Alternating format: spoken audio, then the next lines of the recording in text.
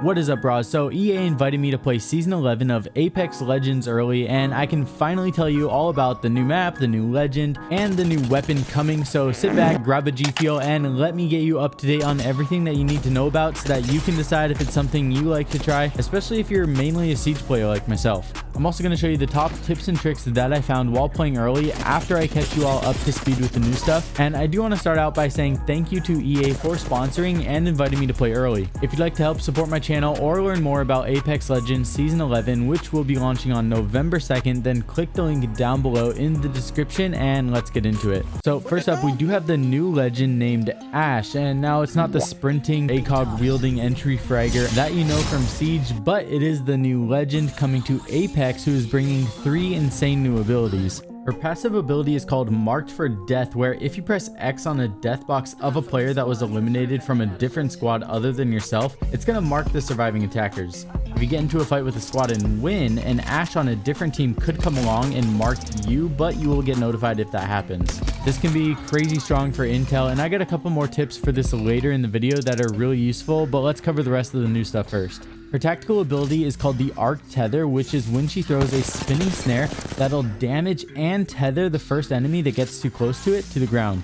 Anyone that is stuck inside of it can break out sooner if they try to run away, but you are going to get slower as you move away from it until it breaks. One thing that's really useful that's a little bit unorthodox is using it as a trap or a cutoff point like outside of doors, because you can throw them at the ground and it'll kind of just linger there for a period of time.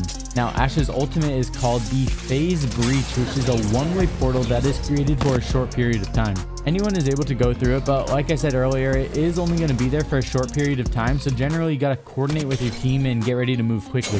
Ash creates these based on her line of sight, so you know we're already looking for some crazy hiding spots or tricks to utilize this. It almost feels like a hybrid of Octane and Wraith, so I'm really curious to see how the pros use it and where it's going to fit into the meta when the season comes out. Now, when Season 11 launches, it is going to be coming with the first new map since Season 7. The new map is called Storm Point, which is a tropical island with a ton of new interactions that you can have, like the new green cannons that are replacing the redeploy balloons, and there's even enemy spider and prowler camps around the map. The map itself literally is going to fight back, so be careful because getting third-partied by giant spiders isn't ideal. Now, this is the largest map to date, which they told me is about 15% larger than World's Edge. There's huge sloping hills, lots of open areas, different islands with really shallow water, and just a ton of new terrain coming to Apex, so it's really cool to see. I feel like positioning was extra important to be aware of, mainly because of the differences in height that are going to be happening throughout the game. And this map even has some insanely long zip lines to help you get around, so even though the map is bigger, it feels like they've really taken it all into account and put things in place to compensate for that, so it's not a chore to move around. Besides that, we're also getting the new weapon that Titanfall players will instantly recognize because it's the freaking car SMG. It's coming in and instantly becoming one of the best weapons to pick up right after landing because it can shoot light and heavy ammo. This is really good for obvious reasons, but basically just allows you to be ready faster in early game with potentially more ammo, and helps when coordinating with teammates because you can be really flexible with your ammo types. The car SMG does have slightly more recoil than the Volt, but also has a faster fire rate to kind of put it into perspective. It honestly just felt really good, especially in CQB. Speaking of CQB, there is also a new shotgun hop-up called the Dual Shell, which doubles the reload speed of your shotgun. As of right now, you can only put this on the Mastiff, but it is a really good perk.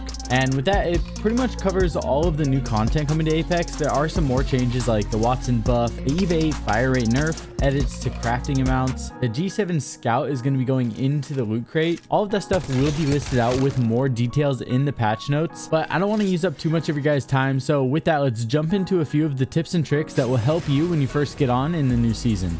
So the first quick tip that you should know about is that you can actually get secret loot drops and armor levels from the prowler and spider nest that you can find around the map. Now, when you cross a prowler nest, they're usually going to come out chasing you, but with spider nest, you'll actually be able to walk past them with no issues as long as you don't shoot at them first. This is just so good to keep in mind because it's very different than anything that we've seen in Apex before, with the exception of the flyers with crates. But there's so many nests around the map that you can even see them when you open up your map and zoom in. Let's say you land in a spot that's hotter than you expected and you grab a gun but not much else, you'll actually be able to farm attachments, ammo, and armor levels at these nests, so definitely just keep it in mind. This next one is just a quick tip to keep in mind, and it's that you can actually use the new green launch cannons even if you get downed. The green launch cannons are replacing the redeploy balloons, and they're the primary way that you can get around the majority of the map if you don't want to run or drive. Obviously, we weren't able to go up redeploy balloons while we were downed in the past, so because they're replacing those, it's just another good thing to get used to and add to your escape arsenal. Now, once you are used to Ashe's ult, you can actually combo this with other legends like Octane to get you in the squad to even crazier advantage points or confuse the enemy team with movement. You can actually time and use Ashe's ult at the top of a launch pad or jumping off of a zipline to do movements that we've never seen in Apex Legends yet, so it's really cool to just see the level of creative freedom that they give us. There was one game where Priest and I were sniping from a high up spot, and he went to go get a crate down below, and he ended up using my jump pad with his ult in combination to get all the way back up to where we were sniping, all while he was getting pushed from another squad. All three. They're coming in on you, Priest. You able to make it up here? Oh my god, that was sick. Another quick one to keep in mind is that you need to know that there are just a ton of hiding / rat spots that players can easily access along all of the cliff sides. There was one game where my teammates legged out and I was solo and I got top 3 from sitting on the cliff side. This particular one is extra good and probably the best one that I came across because it's just left of center and I literally had players walk in front of me multiple times.